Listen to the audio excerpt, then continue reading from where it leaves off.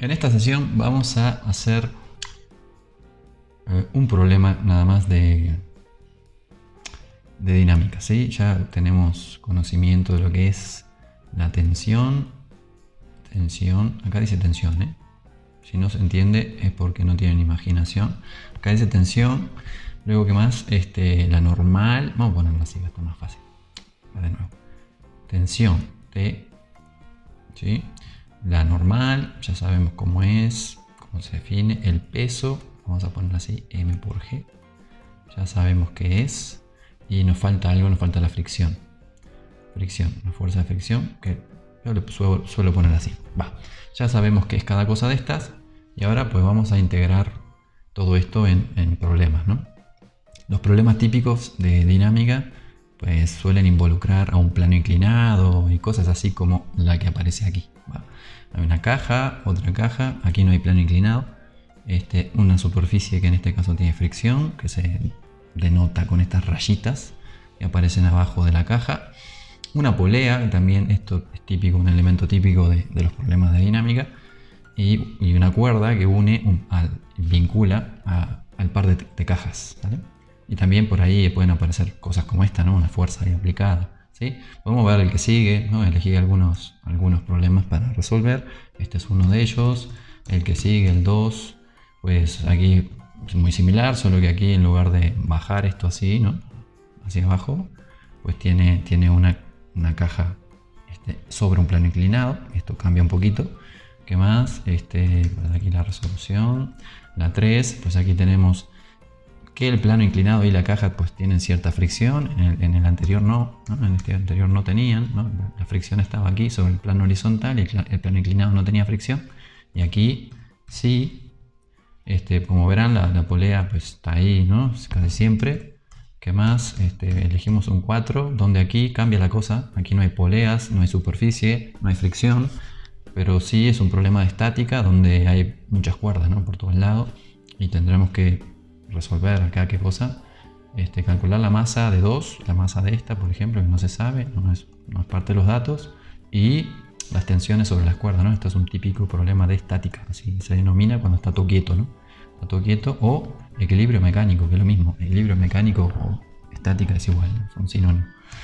¿Y qué más? Y por último elegimos un quinto donde no hay poleas tampoco, no hay cuerdas, solo hay un objeto solo, ¿no? Solo esta cosa que está subiendo por un plano inclinado que tiene fricción y que hay una fuerza F aquí que están aplicando sobre esta cosa para que esta cosa suba, ¿no? Va.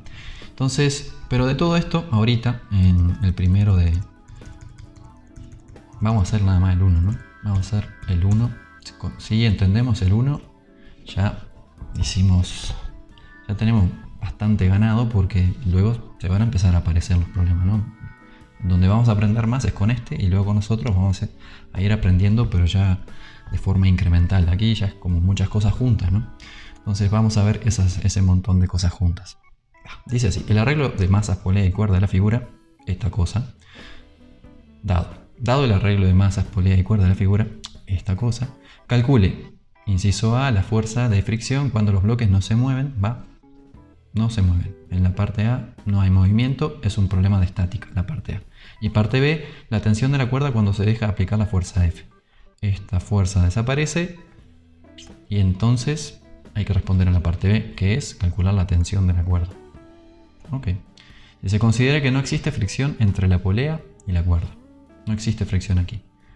Todos los problemas que vamos a hacer en este curso no va a haber fricción entre la polea y la cuerda.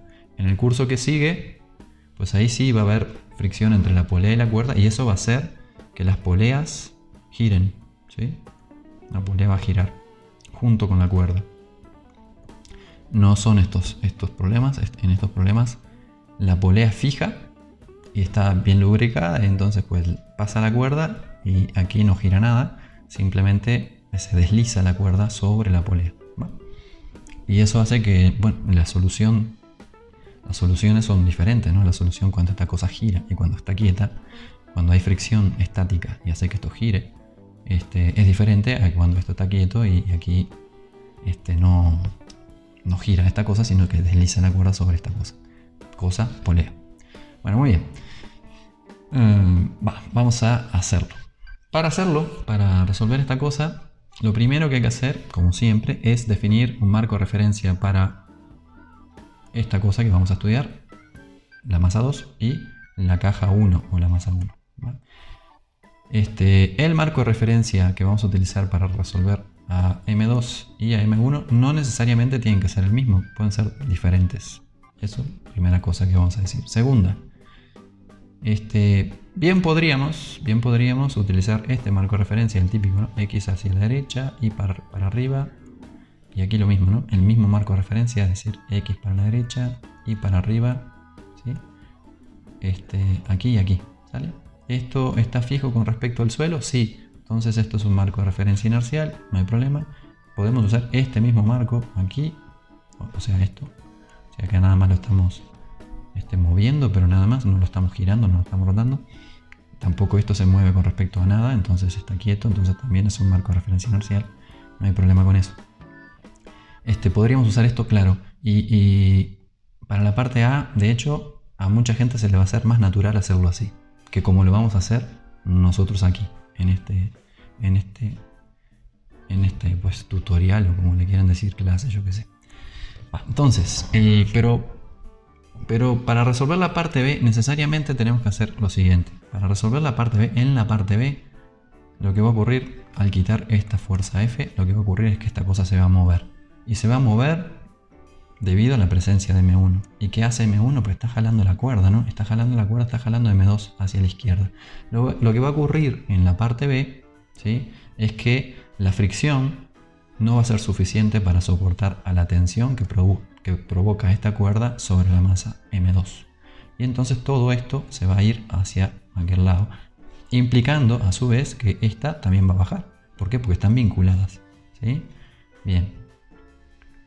Para resolver eso, ¿sí? Hay que incluir ese vínculo entre esto y esto, ¿sí? Hay que decirle matemáticamente a las ecuaciones que esta cosa no son libres de moverse como quieran, ¿sí? Cuando esto se mueve 1 metro hacia la izquierda, esto se mueve 1 metro hacia abajo necesariamente, y al revés, si esto se mueve hacia la derecha 1 metro, pues esto subirá 1 metro hacia arriba, ¿sí? ¿Por qué? Porque esta cuerda de aquí es una cuerda ideal, es una cuerda inextensible. Va. ¿Qué más? Entonces lo que nos conviene hacer es definir el mismo eje X aquí, que va a seguir el movimiento de esta cosa, de M2. X sería así, la dirección de movimiento de M2. Y luego, como hay un vínculo entre M2 y M1, tal que si esto se mueve a la izquierda, esto se mueve para abajo, pues hacer lo mismo con M1. Definir X así, para M1. ¿Sí? ¿Por qué? Porque así, de esta forma, la velocidad en X de la caja 2 va a ser igual en todo momento que la velocidad, la componente en X de la velocidad de la caja 1. Y lo más importante, la aceleración en X de la caja 2 va a ser igual que la aceleración en X de la caja 1. Y esto nos interesa porque tanto la aceleración en X de la caja 1 como de la caja 2 van a aparecer en las ecuaciones cuando realicemos esta parte del problema, ¿sí? Entonces, como la parte B, el inciso B, nos va a obligar a hacer esto, entonces pues lo podemos empezar a usar desde la solución de la parte A. Y de hecho, lo vamos a hacer siempre así, ¿sí? Vamos a seguir una especie de receta, ¿sí? Para resolver estos problemas. Siempre lo vamos a hacer igual. ¿Por qué? Porque si lo hacemos siempre igual, pues es un poco más fácil, ¿no? O sea, nos aprendemos los pasos que hay que hacer y esos pasos funcionan. El paso siguiente es entender por qué esos pasos funcionan, que también se pretende que ustedes lo hagan, ¿no? Y luego, pues el último paso pues sería inventarse cosas nuevas, ¿no? Recetas nuevas, ¿sí? Lo primero que hay que hacer es entender la receta y hacerla. Luego hay que comprender la receta y luego, pues, si nos animamos, hacemos nuestras propias recetas, ¿va? Pero vamos en ese orden. Entonces, vamos a aprender la receta, se les voy a decir. Definimos primero eje X así y eje X para esta otra, para abajo, vale. El eje Y, da igual, puede ser para arriba, para abajo, para donde sea. Vamos a ponerlo para arriba porque es costumbre. Y lo vamos a poner, no sé, para aquel lado porque es costumbre, pero podría ser para el otro. Da igual en realidad. Bien, una vez que hacemos eso, nos queda definido X e Y aquí, X e Y. Pues hacemos el diagrama de cuerpo libre de esta cosa y el diagrama del cuerpo libre de esta cosa, ¿sí? Con estos ejes. Vamos a verlo. Está aquí hecho. X hacia la derecha, hacia la izquierda, perdón, porque para ahí se va a mover en la parte B. X hacia abajo, porque para ahí se va a mover en la parte B. Dice, dado que existe una cuerda inextensible que une las cajas, sus posiciones, velocidades y aceleraciones se encuentran vinculadas, ¿sí? La de las cajas. Las velocidades, posiciones y aceleraciones de la masa M2 están vinculadas a la de la masa M1 y por eso nos conviene hacer esto. La dirección de movimiento de ambas cajas las hacemos coincidir con el eje X. Así la aceleración de M2 coincide con la aceleración de M1. Ok, lo que dijimos, ¿no? La aceleración de M2 a X2 va a ser igual que a X1. ¿Sí? Y esto nos va a permitir en la parte B resolver el problema. Dijimos que vamos a hacer el diagrama de cuerpo libre de la masa M1. Lo hacemos, ¿no? Tomamos la masa M1, la ponemos aquí. Este es el marco de referencia que es fijo. El peso siempre mira hacia abajo. La tensión, la cuerda mira hacia su centro, ¿no? Pues de aquí para arriba. Y aquí aplicada sobre M2, pues de aquí hacia la izquierda. ¿Sí? Si hacemos el diagrama del cuerpo libre de la cuerda, pues tendríamos que hacer una cosa así. De este lado está jalando la masa M2 hacia allá, de este lado está jalando la masa M1 hacia abajo, y aquí habría fuerzas que están aplicadas, que la polea aplica sobre la cuerda, ¿no? También, ¿sale? Y que hace que la cuerda no hace, bueno, podría acelerar hacia abajo, pero va. Bien, no importa el diagrama del cuerpo libre de la cuerda. Bien, entonces ¿qué? Tenemos esto, y para el diagrama del cuerpo libre de la masa 2 tenemos todo esto. Tenemos la masa 2, tenemos el peso aplicado, tenemos la normal, tenemos la fuerza F, tenemos la tensión y tenemos que poner la fricción. ¿Sí? La fricción siempre surge la duda de para qué lado la pongo, ¿no? ¿Para la derecha o para la izquierda? Bueno, es que no hay más, ¿no? Para la derecha o la izquierda, siempre es paralela a la superficie. Podría ser para la derecha o la izquierda. En la dirección Z sabemos que no hay fricción porque no hay componente de la fuerza ninguna. Esta fricción está ahí porque es estática, porque no se mueve nada. Está ahí para que se cumpla esto, que la suma de fuerzas en X sea igual a 0. ¿Sí? Recuerden eso. ¿Sí? Tiene que ser tal de que la suma de fuerzas en X sea 0. Igual que la normal aquí es tal que esta es igual a esta, ¿no? Que la suma de fuerzas en I igual a 0. Eso es porque la normal se ajusta para que cumpla con esta condición. Y la fuerza de fricción se ajusta para que la fricción estática se ajusta para que se cumpla esta otra condición. Bueno, entonces, ¿para qué lado entonces? ¿Para la derecha o para la izquierda? Pues va a depender de quién sea más grande. Si F es más grande que T, entonces para la izquierda. Y si T es más grande que F, entonces para la derecha. Bien. Ahora, ¿quién es más grande? ¿T o F? Para contestar a esa pregunta, lo primero que tenemos que darnos cuenta es de que esta cuerda es la misma cuerda de este lado que de este, ¿no? Va. Y además, por el hecho de, y aquí dice, por el hecho de que la polea no presente fricción y que la cuerda sea ideal, entonces T1 es igual a T2 y la podemos llamar simplemente T. ¿Vale? Bien, entonces T2 y T1 son la misma cosa porque aquí no hay fricción y porque la cuerda es ideal. Ambas cosas. Muy bien, entonces T1 igual T2. ¿Y qué podemos sacar de ahí? Pues si está todo quieto, T tiene que ser igual que M1 por G. ¿Sí? Si está todo quieto y permanece así, aquí no hay aceleración. Este bloque no tiene aceleración. ¿Sí? Si no tiene aceleración, la única forma de que no acelere es que la suma de fuerzas de esta cosa sea 0. Eso implica necesariamente que la tensión sea igual que el peso, M por G. Estas dos iguales en magnitud. Muy bien. ¿Cuánto vale la magnitud de M por G? Pues M1, aquí están los datos. M1 vale 3 kilos. G vale 9.8, podemos hacer la cuenta, pero más o menos 30, ¿no? Un poquito menos. G 9.8 más o menos 10 por 3, 30. 30 hacia abajo, ¿sí?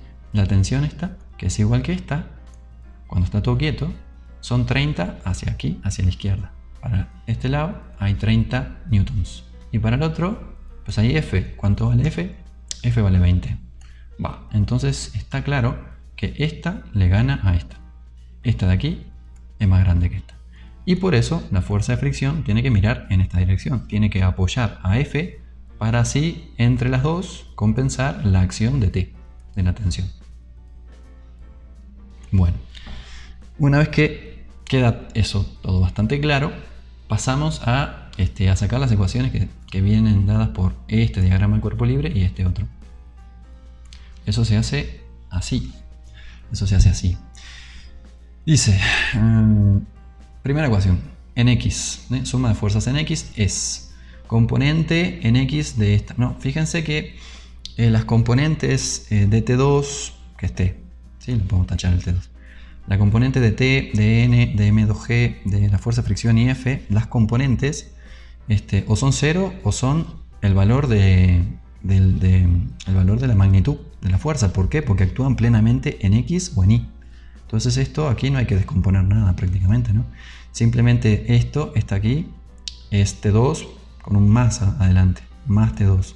El más obedece a que T2 está alineada con X, ¿no? La componente en X de T2, como está alineada con X, es positiva.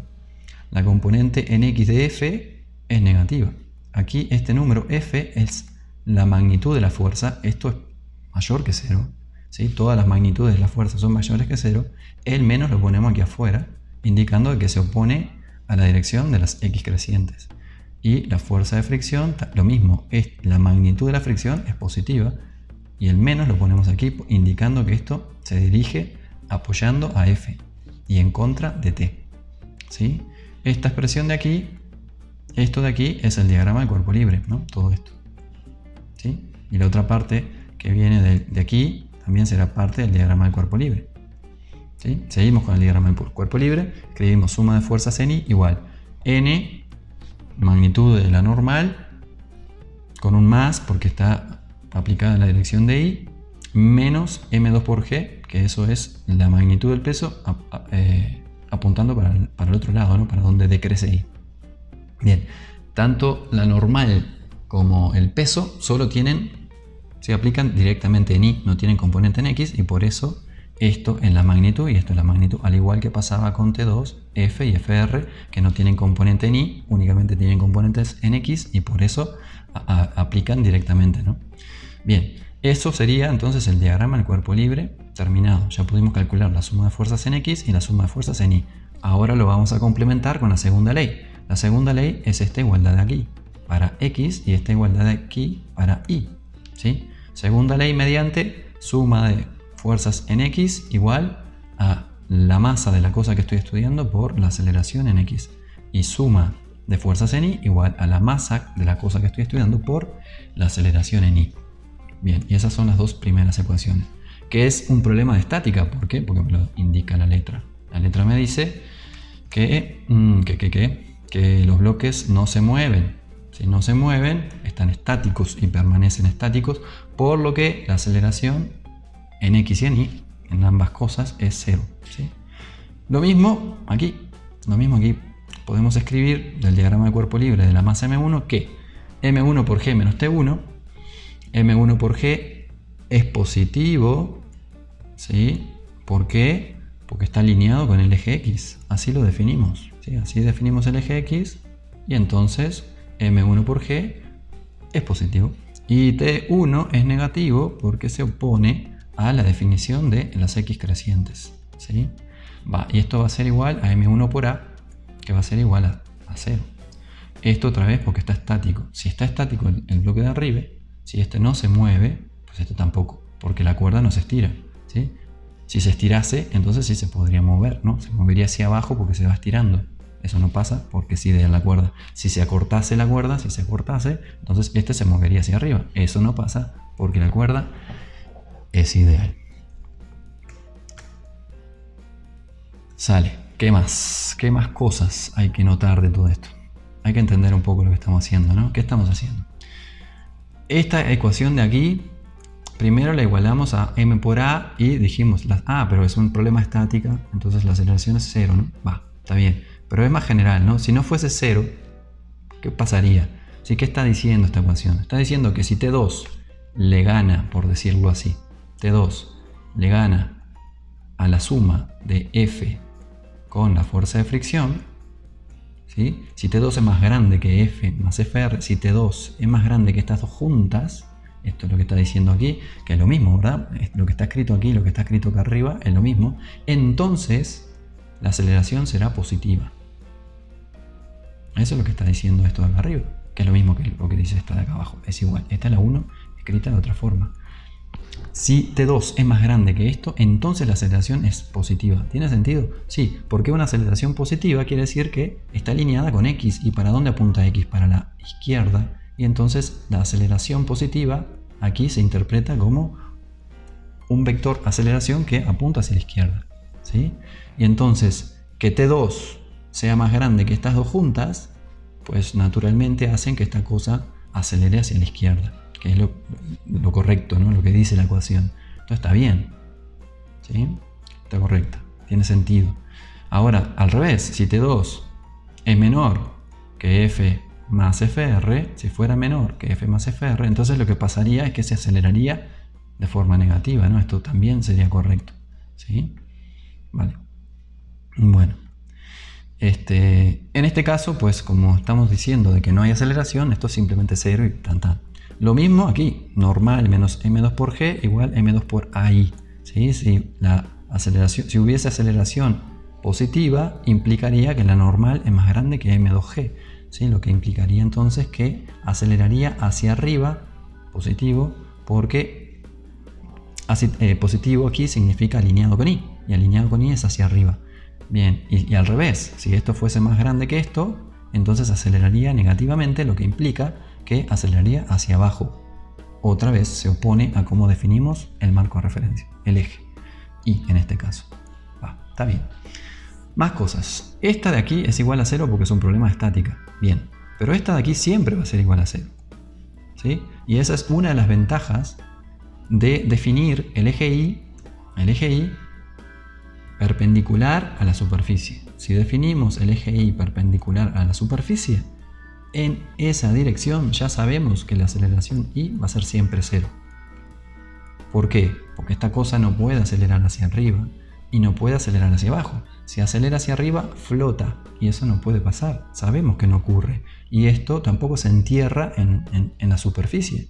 ¿Por qué? Porque la superficie es un rígido y eso tampoco ocurre, ¿sí? Sabemos por experiencia que así es. Entonces esto de aquí siempre va a ser 0 siempre y cuando definamos el eje Y perpendicular a esta superficie. Perpendicular a la superficie, que si la superficie está inclinada, otra vez el eje Y así, perpendicular a la superficie. ¿Para qué? Para que A sub I sea 0. ¿Sí? Esto lo vamos a mantener. Si hay una superficie inclinada, pues vamos a tener que inclinar el eje Y para que sea perpendicular a la superficie y así forzar a que en ese eje ya sepamos esto, que es muy útil para la hora de resolver problemas. Sale. ¿Qué más? Ya hemos dicho esto. Pues vamos a empezar a resolverlo, ¿no? ¿Qué nos preguntan? Bueno, tenemos esto. Este proceder, digamos, es independiente de la pregunta, ¿no? No nos preguntan nada, pues igual lo podemos plantear. Ahora nos fijamos un poco más en qué nos preguntan, ¿sí? Y dice, calcule la fuerza de fricción.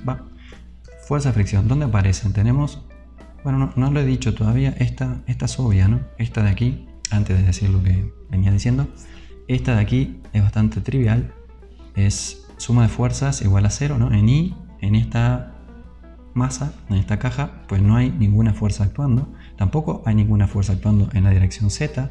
Podría escribir suma fuerzas de Z igual a 0, claro.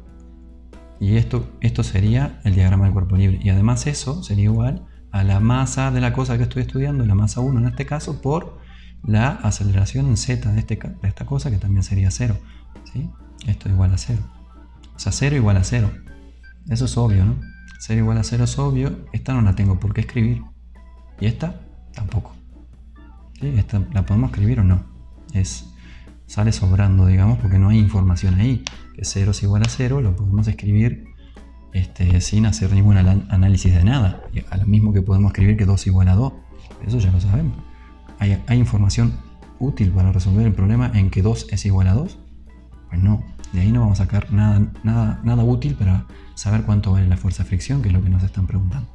Bueno, entonces esta de aquí nos la podemos ahorrar perfectamente bien. Entonces tenemos tres ecuaciones útiles, ¿no? Aparentemente esta y esta. Bien. Vamos a mirar la primera. En la primera ya aparece la fuerza de fricción. ¿Qué más aparece? Aparece de este lado nada, ¿no? Es 0, ¿sí? Porque es estático. Y de este lado aparece F, pero F ya sabemos cuánto vale, ¿no? Pues sí, dice que 20 newtons, pues 20 newtons. Esta la conocemos. Y esta de aquí, pues esa de ahí dijimos que era esta de acá, pero no sabemos cuánto vale la tensión de la cuerda. Bueno, entonces esta T, que sabemos que es esta misma T, le podemos tachar el 2 de aquí, podemos tachar el 1 de aquí, es T. Esta ya sabemos que es esta, pero no sabemos cuánto vale. Entonces, para saber cuánto vale la fricción, tenemos que saber cuánto vale T. Y venimos aquí y decimos, bueno, pero esto es igual a 0, esto no va, entonces de aquí puedo despejar T. Paso para aquel lado la T y me queda que es igual a M1 por G y soy feliz, ¿no? Ya sé cuánto vale T, porque M1 sé cuánto vale, valía 3 kilos. Y M y G también, 9.8. Entonces ya la hice, ya sé cuánto vale T, pongo el número aquí, pongo el número de F aquí, 20, y hago la cuenta y saco cuánto vale la fuerza de fricción y termino el problema. Ok, tenemos un plan. ¿Y esta? Pues esta me sobró, ¿sí? Esta trae información que es útil para saber cuánto vale la normal, que no la conozco y la puedo calcular, M2 por G. Para eso sirve esta, ¿sale? Pero si no la necesito, pues me sobra. Vamos a ver qué pasa. No estamos en el caso de que ¿qué cosa? Los bloques no se mueven. Si no se mueven, la fricción va a ser estática. De estática. Bien. Entonces el coeficiente de fricción que voy a tener que usar es este. Esto hace referencia al movimiento, cinemática, ¿sí? Coeficiente de fricción cinemática, o también le dicen por ahí coeficiente de fricción dinámico, es lo mismo. Quiere decir que esto es cuando se mueve y esto cuando está quieto. Punto. Entonces ahora está quieto, no se mueve, está quieto, vamos a usar este de aquí. Bien, que suele ser más grande que el de abajo, ¿va? El estático suele ser más grande que el cinemático. ¿Qué más? Bueno, tenemos un plan, ¿no? De aquí sacamos cuánto vale la tensión. De aquí, de la 3, sacamos cuánto vale la tensión. Despejamos esto. Traemos para aquí. Nos queda esto de acá. T igual a M1 por G. Hacemos la cuenta o lo sustituimos primero en el valor en la 1, ¿no? Aquí esta de la 1. Despejamos cuánto vale la fuerza de fricción. La pasamos por aquí. Queda que fuerza de fricción es T menos F. El valor de T ya lo conocemos. Es M1 por G. Menos F, nos queda esto de aquí, lo evaluamos, M1 igual a 3 kilos, G igual a 9.8 metros por segundo cuadrado, F igual a 20 newtons, ¿sí? Queda 9.4 newtons. Esto es lo que debe de valer la fuerza de fricción, el valor necesario de la fuerza de fricción para que se cumpla suma de fuerzas en X igual a 0, que actúan sobre ¿quién? Sobre la masa M2, ¿sí? Esto sobre la masa M2. Y a su vez, si esto hace que, si la suma de fuerzas sobre la masa M2 es 0, entonces eso va a implicar que no hay aceleración y entonces a su vez va a implicar que no va a haber aceleración de la masa M1, ¿sí? Pero esto es lo que se cumple sobre la masa M2. Bien, esta fricción garantiza eso. Este valor de la fricción garantiza que se cumpla esto, que no haya aceleración sobre la masa M2. Y eso es una condición necesaria para que el bloque no se mueva, porque si hay aceleración pues se va a mover. ¿Y ahora qué? Esto es lo necesario, pero esto se puede cumplir, pues hay que checar esta cosa de aquí. ¿Sí? Esta cosa de aquí, acá le falta un igual, la fricción menor o igual que el coeficiente de fricción estático por la normal. Esto es un requerimiento que debe de cumplir la fuerza de fricción estática, ¿sí? La fuerza de fricción estática se adecúa y puede valer entre el valor 0, que es lo mínimo que puede valer,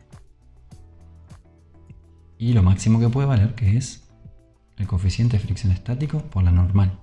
¿Vale? Tenemos que verificar que esto se cumple. ¿Por qué? Porque si no se cumple, entonces no va a estar quieto, se va a mover. Y si se mueve, estas ecuaciones pues no son igual a 0. Se mueven y se van a acelerar y entonces esto va a dejar de ser 0. ¿Sale? Bien. Entonces tenemos que verificar que esto se cumpla. Verifiquémoslo. ¿La normal la podemos calcular? Sí. ¿A través de qué? De esa ecuación que nos había sobrado, la ecuación 2. La normal que actúa sobre la masa que a su vez tiene fricción. ¿Sí? Esta. ¿Sí? La normal de esta no. Esta ni siquiera toca aquí, no tiene normal. ¿Sí? Esta sí tiene normal y esta es la normal que importa, porque esta es la normal que actúa sobre la masa 2 y estamos hablando de la fuerza de fricción que está actuando a su vez sobre la masa 2. ¿Sí? Nada que ver tiene esta, ¿no?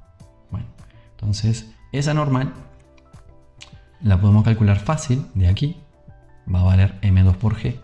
Lo podemos verificar aquí. De 2 tenemos esta expresión donde, si esto lo pasamos para aquí, hace que la normal sea m2 por g. Perfecto, perfecto. ¿Y qué más? Entonces pues evaluamos, ¿no? No, y esto a su vez, multiplicado por el coeficiente de fricción estático, nos da el valor límite de la fuerza de fricción, que es acá llama igual, menor igual. Menor igual que fuerza de fricción que nos dio 9 punto no sé qué, 9.4, y hacemos esta cuenta. Coeficiente de fricción estático 0,3. Es este numerito de aquí, este de aquí, 0,3. Por masa M2, 5 kilos. Masa M2, 5 kilos. Por 9.8 metros por segundo cuadrado. Es el valor de G que estamos tomando para hacer los ejercicios. Todo eso, 14.7, que es lo que va de este lado. Esto es una pregunta, ¿no? ¿Esto es menor que esto? ¿Esto es menor que esto? Sí. Entonces, pues la masa M2 se queda quieta. Y si M2 se queda quieta, M1 también. ¿Sí? Entonces todo el problema es estático. Vale, perfecto. Hicimos la parte A. Sale. Vamos a la parte B. Vamos a borrar todo esto. Ya la parte A ya la entendimos. Ahora vamos a hacer la parte B. Y esto vamos a borrarlo también.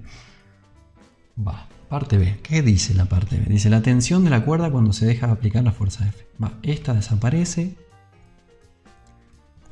¿Y qué pasa? Bueno, vamos a ver qué pasa. Esta desaparece. Bien.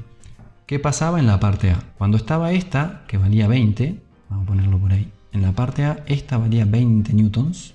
Esta valía 29.4, creo. A ver. Sí, 29.4 newtons.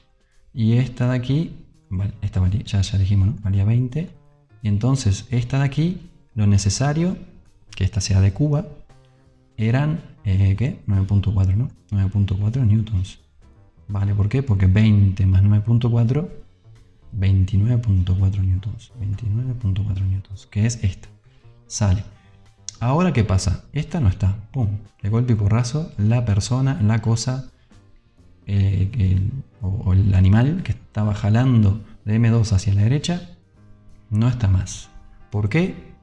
Es irrelevante. El hombre se echó a dormir, el buey se fue corriendo, la moto desapareció. No sé, pero esta de aquí ya no está. La letra no nos dice más que eso, que desapareció.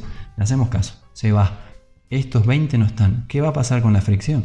Pues ahora la fricción va a pretender, esta cosa va a pretender que el bloque siga siendo estático, que no se mueva. ¿Sí? ¿Qué va a pasar? Pues esto, el requerimiento ahora no va a ser 9.4 newtons, va a ser de golpe y porrazo. Cuando esta cosa desaparece, van a pasar a ser 29.4 newtons. 29.4 newtons. Ahora, ¿puede soportar 29.4 newtons esta cosa? La respuesta es no. ¿Por qué? Porque aquí está. Porque lo máximo que puede soportar es el coeficiente de fricción estático por la normal. Y la normal sigue valiendo lo mismo. Sigue valiendo m2 por g. ¿Por qué? Porque no ha cambiado el peso de esto. El peso de esto es el mismo. Sigue siendo la misma m2. Y entonces la normal sigue valiendo lo mismo que valía antes. ¿Cuánto valía? m2 por g. Porque si no valiese eso, esta cosa sale volando y eso no pasa. Entonces esta normal sigue valiendo lo mismo. Y si sigue valiendo lo mismo y el coeficiente de fricción estático sigue siendo el mismo, porque no cambiaron la superficie y no la cambiaron, entonces esto es el mismo número. ¿Qué número es ese? de aquí, 14.7 newtons. Sale. Y ahora la fuerza de fricción necesaria ya no son 9.4, son 29.4. Y 29.4 es obviamente mayor, no cumple, ¿sí? No sé cómo escribir esto, no cumple con 14.7, ¿no? Que sea menor que 14.7 newtons. No cumple, yo que sé, una tache ahí, no es menor que 14.7 newtons. Entonces esto no, y si no, se mueve. Si no, se va a mover. Hoy sí, entonces se quedaba quieto. Ahora no, y entonces se va a mover. Se va a acelerar hacia la izquierda. Va a ganar la tensión.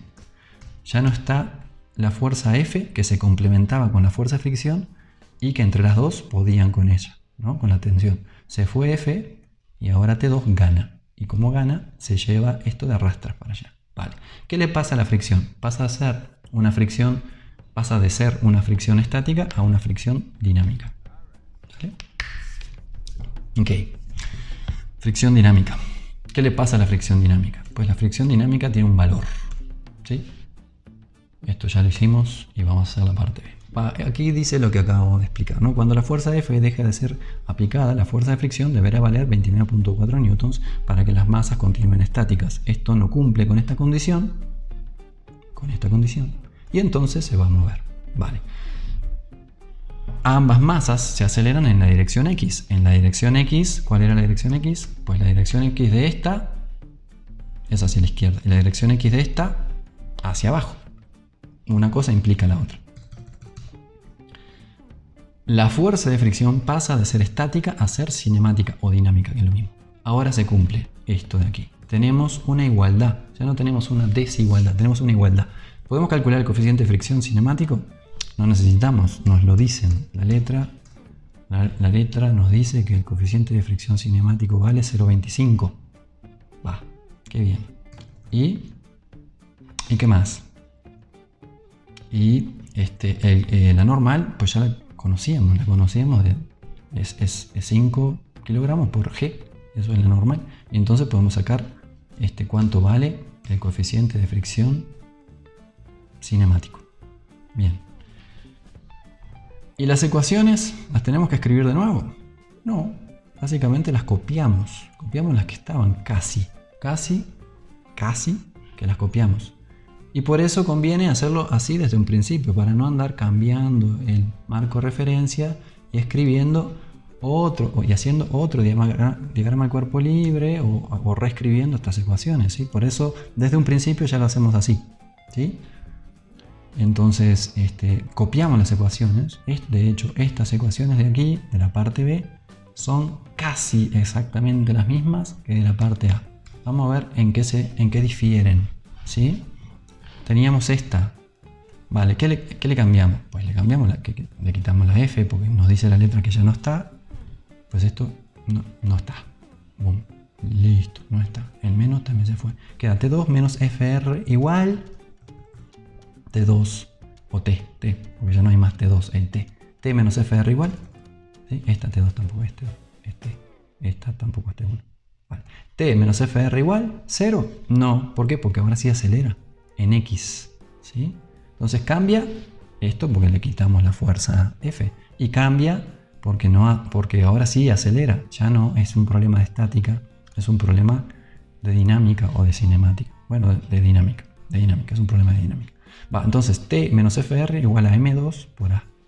T menos FR igual a M2 por A. Va, muy bien, esa ya está. Y esa era la más difícil de todas. La que sigue en I. N menos M2 por G igual a esto, que es igual a 0. Esta no cambia, es igual. F no aparecía aquí. Vale, no pasa nada. Entonces ahí no hay cambio. Y aquí de este lado tampoco. ¿Por qué? Porque la aceleración en I siempre es 0. Siempre es 0. Esta cosa se podrá acelerar en la dirección de T2. Esta cosa se puede acelerar en la dirección de X, pero jamás se puede acelerar en la dirección Y. Ya lo dijimos. Siempre la aceleración en Y, si definimos el eje Y perpendicular a la superficie, eje Y perpendicular a la superficie, que ni siquiera está en contacto aquí, y aquí perpendicular a la superficie, pues entonces esta cosa no se acelera en Y, solo se puede acelerar en X. Bien, entonces esta ecuación de aquí queda exactamente igual. Esto sigue siendo 0. Entonces esto queda exactamente igual. Lo copiamos y lo pegamos. N menos M2 por G igual a 0. N menos M2 por G igual a 0. Bien, la última. Bueno, la tercera. La tercera dice M1 por G menos T. De aquí, M1 por G menos T igual a M1 por A. Vale, pues eso es lo que tenemos que escribir. ¿Esto igual a 0? No. ¿Por qué? Porque si esta aceleración no es 0, esto se acelera hacia la izquierda, pues entonces esto se acelera hacia abajo. Esto se acelera hacia abajo. Que esta es positiva implica que está alineada con el eje X. Que esta sea positiva implica que está alineada con el eje X.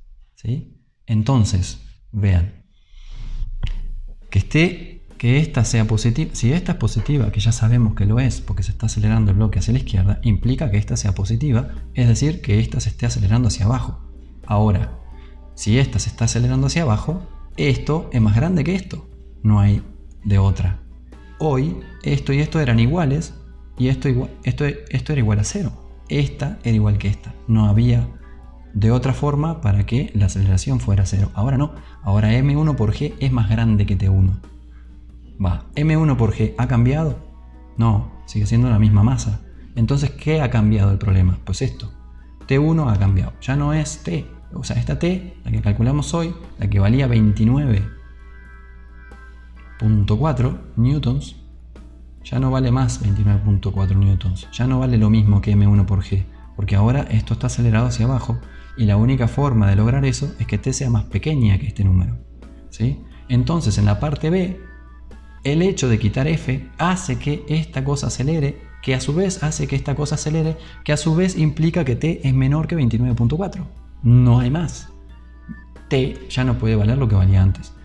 Cuidado con eso, porque nos están preguntando justamente cuánto vale la tensión de la cuerda. Y uno podría estar tentado a responder, pues igual que en A. ¿No? Pues si en A valió, pues esta cosa, la tensión era 29.4, pues en B también. Pues no. ¿Sí? No por todo lo que acabamos de decir. Eso era porque esta cosa no aceleraba. Entonces esto y esto tenían que ser iguales. Ahora esto acelera hacia abajo y eso implica necesariamente que esta tensión es menor a lo que calculamos. A M1 por A. A M1 por G. Va. Listo. Entonces, ¿qué? Entonces tenemos estas tres ecuaciones que ya pasamos en limpio, donde estos ceros se van, este queda y este se va, y donde la fuerza F se fue. Y esto lo copiamos y lo pegamos aquí. Y estas son las ecuaciones. Y esta sigue siendo igual de trivial que siempre, esta la podemos quitar, no sirve para nada. Igual que en la dimensión z, que tampoco sirve para nada, nos queda 0 igual a 0, eso ya lo sabemos, que 0 es 0 lo sabemos, no aporta. Entonces, ahora tenemos que resolver por la tensión. Esto de aquí es lo que nos pregunta. Veamos. ¿Fuerza de fricción conocemos? Sí, porque el coeficiente de fricción cinemático lo conocemos. La normal sí, no, efectivamente no cambió. ¿Por qué? Porque no cambió esta. Esta no cambió. N es M2 por G. Sigue siendo igual, se sigue cumpliendo. Entonces esto lo puedo calcular fácil. Entonces esto lo conozco. La aceleración no sé cuánto vale. Entonces acá tengo una ecuación con dos incógnitas. Va. Esta ya la usé. Para calcular la fuerza de fricción. Ok. ¿Y qué más? Y esta de aquí, pues es la segunda ecuación que vincula a las mismas incógnitas. T y A. ¿Vale? A es la misma. ¿Sí? Voy a borrar un poco porque está un poco saturado esto. Ya no. Esta y esta son la misma. Otra vez porque esto lo definimos hacia abajo y esto hacia la izquierda. ¿Sí?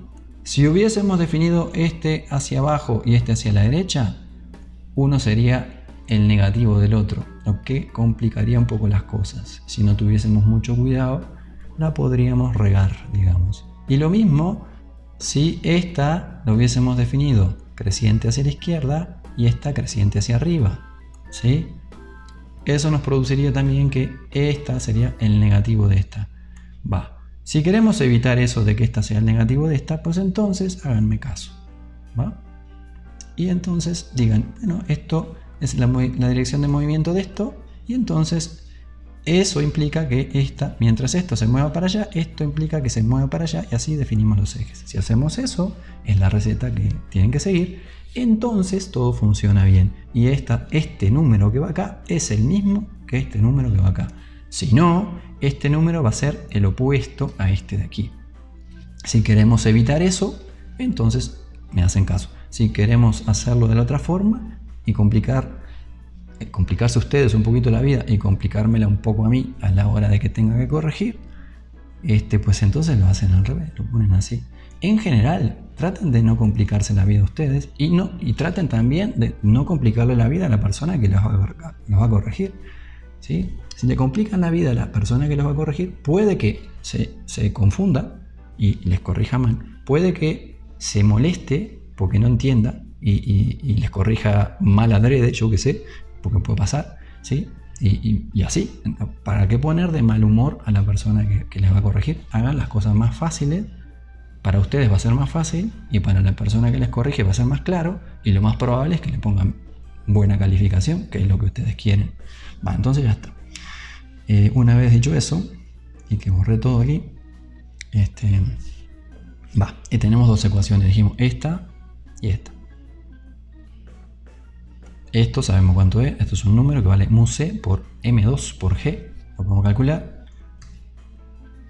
Aquí está, 12.25, esta es la fuerza de fricción que sale de la ecuación 2, porque de ahí sale la normal vale m2 por g, que hace que la fuerza de fricción sea igual a mu c por m2 por g igual a 12.25. Este número lo podemos usar y poner aquí, o nada, usamos esto, ¿no? Usamos la expresión de FR, podemos poner la expresión de FR aquí. Es igual, bueno, más o menos, ¿no? Yo prefiero que hagan esto y que arrastren el lápiz un poco más y que al final de los finales, cuando ya no haya de otra, recién ahí usen la calculadora. La calculadora al final del problema, ¿sí? Como costumbre es buena. ¿Por qué? Porque los obliga a arrastrar el lápiz. Arrastrar el lápiz le da pues práctica para arrastrar el lápiz, y eso es lo que queremos. Queremos ingenieros que tengan práctica para arrastrar el lápiz. Entonces, arrastren el lápiz, ¿sí? Pongan esto aquí y esto evítenlo. Además, si hacen esto, ¿sí? Están redondeando aquí esta cifra, esa cifra va a empezar a acumular error, y cuanto más hacen cuentas con cosas que ya están redondeadas y siguen redondeando, amplifican el error. Bueno, entonces, fuerza de fricción es esto. Esta aceleración pues sale de aquí, esta es la primera ecuación, la aceleración pues, dividimos de los dos lados por m, aparece esto de aquí, la fuerza de fricción la ponemos aquí, nos queda esta expresión de acá, sale, que la podemos escribir así si queremos o no, esto es opcional y ya está. Esto de aquí, esto es obviamente igual que esto, porque t dividido m2, dividido m2, y menos, y este término se va m2 con m2 porque aparece un 1, mu c por g. Bueno, bien, ¿qué más? Estoy quedando sin luz, igual se ve, ¿no? Medio ilumina ahí la luz de la pantalla. Sigo.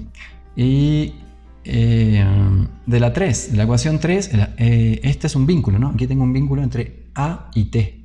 A y T. A en función de T o T en función de A, como lo quieren ver. Así está A en función de T.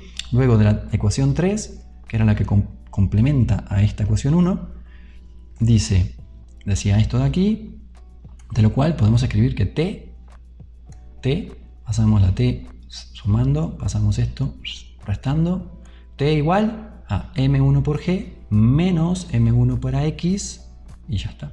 Eso es lo que ahí dice, ¿sí? ¿Veréis? Por las dudas otra vez. Esto pasa para este lado sumando. Ok, y esa es esta T igual. Y esta otra, ahí.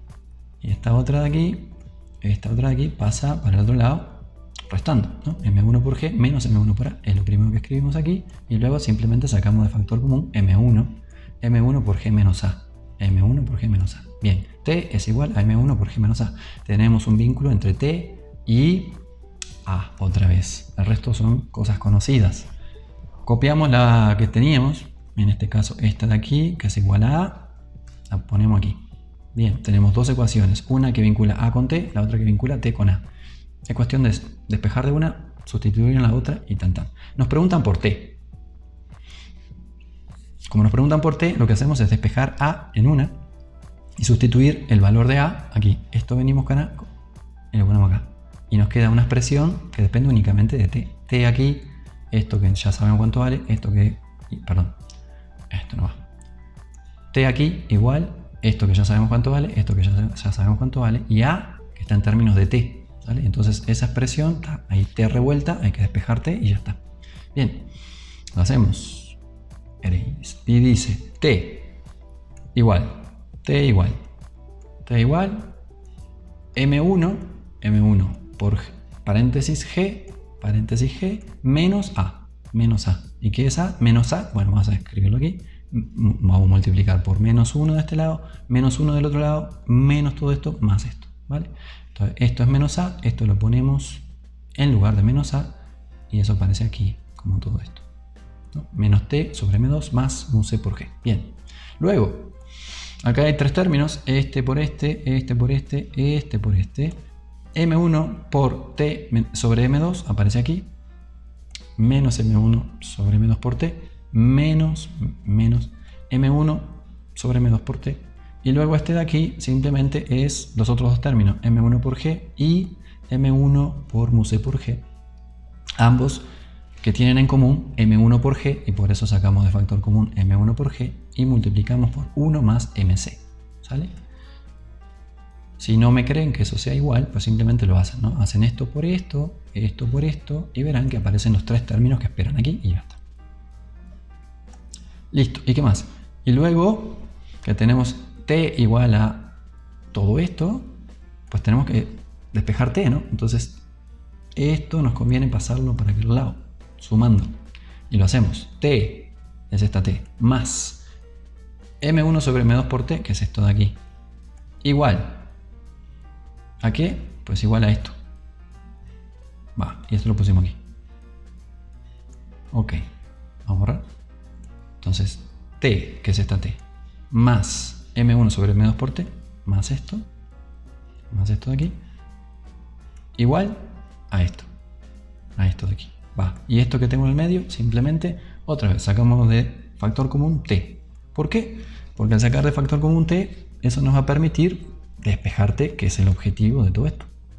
Ok, y lo vemos aquí. Simplemente t es esto que es un número, lo pasamos dividiendo, nos queda igual a m1 por g por 1 más mc. ¿Sí? Esto de aquí dividido esto de aquí, que es esto de aquí, que es este número.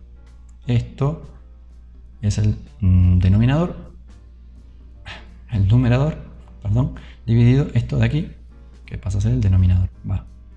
Y luego verificamos que esto esté bien, ¿no? ¿Cómo hacemos? Pues hacemos el análisis de las dimensiones de esto. Esto es fuerza, peso, eso se mide en newtons. Y esto de aquí también en newtons. ¿Tiene sentido entonces? Sí, ¿por qué? Y bueno, pues esto de aquí, 1 es adimensional, le sumamos una adimensional, ¿eso se puede hacer? Sí, se pueden sumar adimensionales entre sí. No se puede sumar un adimensional 1 más 2 newtons, esto no se puede hacer. ¿Sí? Esto está mal, ¿no? ¿Un newton más 2 newtons? Sí. 1 más 2 newtons, no. ¿Sí? Bien, esto más esto sí se puede. Esto que da una dimensional por algo en newtons, que da newtons. ¿Sí? Es como 2 newtons. Es un número por la unidad. Y esto sí se puede hacer. Esto es adimensional, multiplica por esta cantidad de newtons, simplemente agranda o achica los newtons que hay aquí y ya está. Y esto de aquí, que es otro adimensional. ¿Sí? ¿Por qué? Porque m1 sobre m2 lo medimos en la misma unidad, kilogramos, y porque kilogramos sobre kilogramos se van, es adimensional m1 sobre m2, y eso se lo podemos sumar a un 1. ¿Sí? Entonces todo esto tiene sentido. ¿Sí? Eso hay que hacerlo siempre, ¿eh? Siempre hay que ir verificando que las unidades tengan sentido. ¿Sí? También decimos por ahí, hay que checar, por ejemplo, si aparece por ahí una exponencial, no es el caso, ¿no? Pero una exponencial espera un argumento que es adimensional, que no tenga unidades, ¿no? Si aquí le pasamos algo en newton, pues muy mal, o en las unidades que sean, Fahrenheit, mal. ¿Sí? Esto espera una dimensional. Así como una función seno, por ejemplo, de teta, pues espera un ángulo, ¿no? Esto espera un ángulo en radianes, que es adimensional, pero no importa. O en grados, ¿sí? Esto espera algo que tiene unidades, va, pero la exponencial no. La exponencial espera un adimensional. El logaritmo espera un adimensional, ¿sí? Tienen que saber qué función, las funciones que esperan, ¿sí? ¿Sí? Tienen que saber eso. Bueno, entonces, ¿qué más? Me fui, bueno, ahora nada más sustituimos M1 cuánto valía 3. G, pues nunca ha cambiado, siempre es 9.8, por suerte. Y luego 1 más mu c, aquí está, 1 más mu c, recuerden, mu c es el segundo de los numeritos, el primero era 0,3, el segundo 0,25. Luego 1 más 1 sobre, bueno, esto M1 sobre M2, 3 kilogramos dividido 5 kilogramos, los kilogramos se van. Y entonces ya está. Hacemos la cuenta y nos da 22.97 newtons. La tensión, que tenía que ser menor que qué, esto tenía que ser menor, necesariamente menor que 29.4, que era lo que nos daba la tensión en la parte A y que hacía que la masa 2, la masa 1, la masa que cuelga, no acelerara. Y ahora, como vale menos, acelera. ¿Sí? ¿Cuánto vale la aceleración? Pues es cuestión de poner este número aquí, 22.97, dividirlo entre la masa 2, que es 5 kilogramos, y restarle mu sub c, que son 0,25, por g, que es 9.8. Hacen la cuenta y esto da como 2, algo así. Me recuerdo que daba algo como, no estoy seguro del decimal, creo que era 2.1, que metros por segundo cuadrado. No me crean tanto en esto del 1, en el 2 sí. Esto está cercano a, bueno, es muy poco, ¿no? Lo máximo que podía valer esta aceleración era 9.8. ¿Sí? ¿Por qué? Porque es lo máximo que puede acelerar. Ahí estoy yendo para el otro lado. Es lo máximo que puede acelerar esta masa.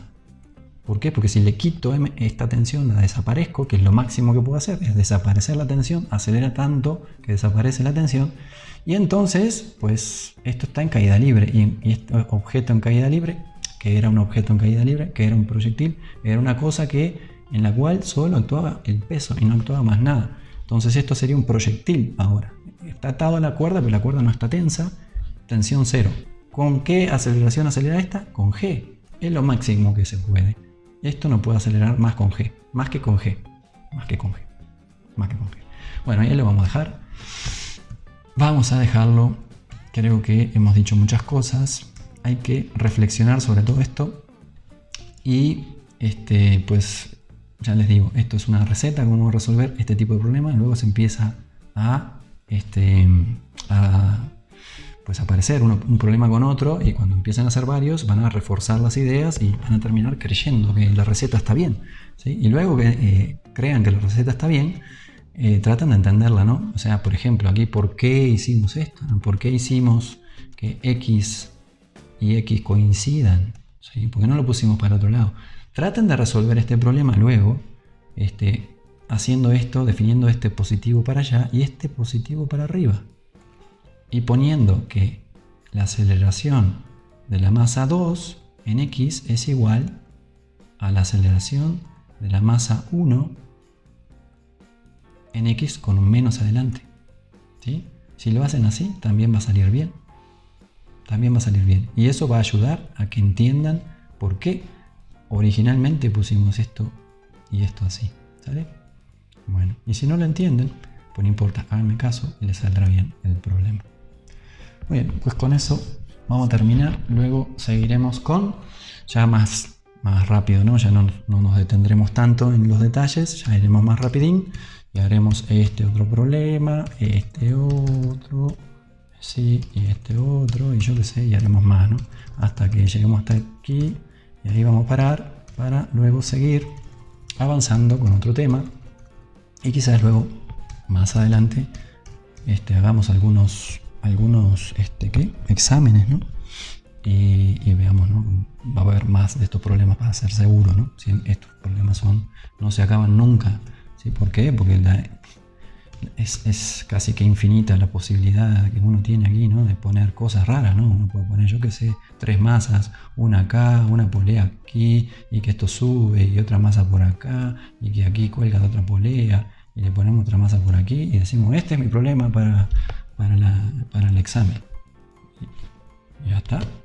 Es bastante fácil inventarse problemas de esto, ¿no? Entonces, ustedes lo que tienen que aprender es a resolver problemas parecidos, no ese problema en particular. Tienen que entender la mecánica de cómo se resuelve. Y así, no importa si yo venga con esta cosa o con otra, ustedes van a saber cómo se hace.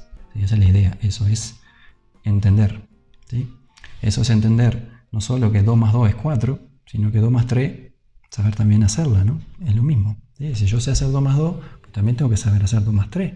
Si solo sé cuánto es 2 más 2, en realidad no entendí la suma, entendí cuánto es 2 más 2, ¿sí? Aprendí eso de memoria y nada más, ¿sí? Muy bien, si entendimos la suma, entonces, aunque no hayamos sumado dos cantidades en particular, sabríamos hacerla, de todas formas, aunque nunca en su vida hayan hecho 1.243.342 más 223, porque capaz que nunca lo hicieron, igual lo sabrían hacer. Esto es igual. Si aprendieron a hacer este tipo de problema y el otro, pues entonces pues no es diferente, es igual, ya saben sumar. Listo, ya saben resolver problemas de este tipo. Punto. Muy bien. Bye bye. Nos vemos.